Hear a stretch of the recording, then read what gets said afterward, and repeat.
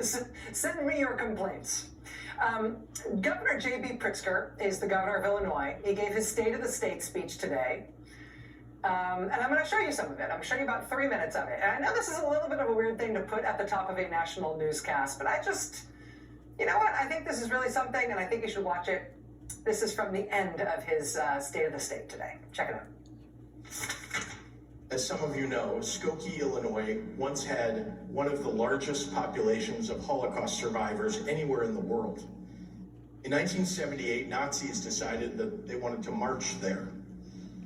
The leaders of that march knew that the images of swastika-clad young men goose-stepping down a peaceful suburban street would terrorize the local Jewish population, so many of whom had never recovered from their time in German concentration camps.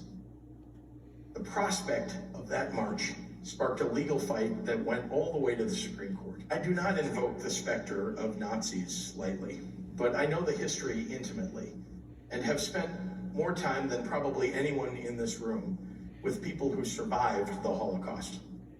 Here's what I've learned.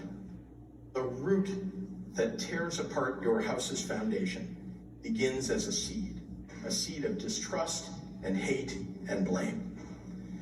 The seed that grew into a dictatorship in Europe a lifetime ago didn't arrive overnight. It started with everyday Germans mad about inflation and looking for someone to blame.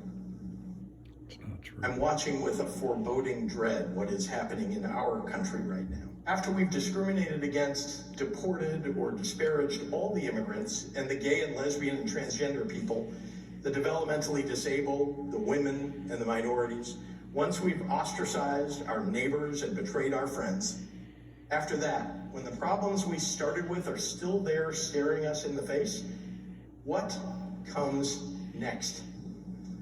All the atrocities of human history lurk in the answer to that question. And if we don't want to repeat history, then for God's sake, in this moment, we'd better be strong enough to learn from it. My oath is to the Constitution of our state and of our country. We don't have kings in America, and I don't intend to bend the knee to one. If you think I'm overreacting and sounding the alarm too soon, consider this. It took the Nazis 1 month, 3 weeks, 2 days, 8 hours, and 40 minutes to dismantle a constitutional republic.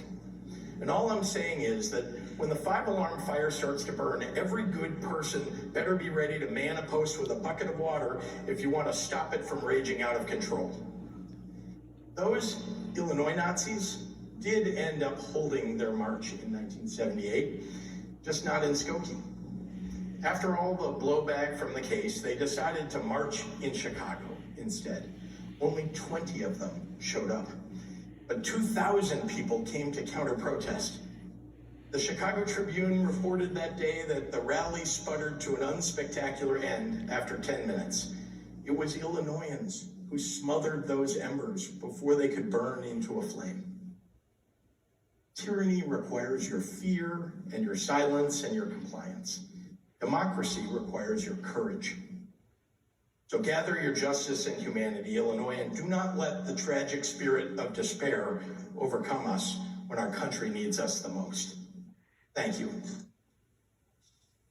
Illinois Governor J.B. Pritzker today, speaking 30 days into the second presidential term of Donald Trump, raising the alarm explicitly that you don't need much longer than that to destroy democracy and cause a major problem for the world and for humanity in perpetuity.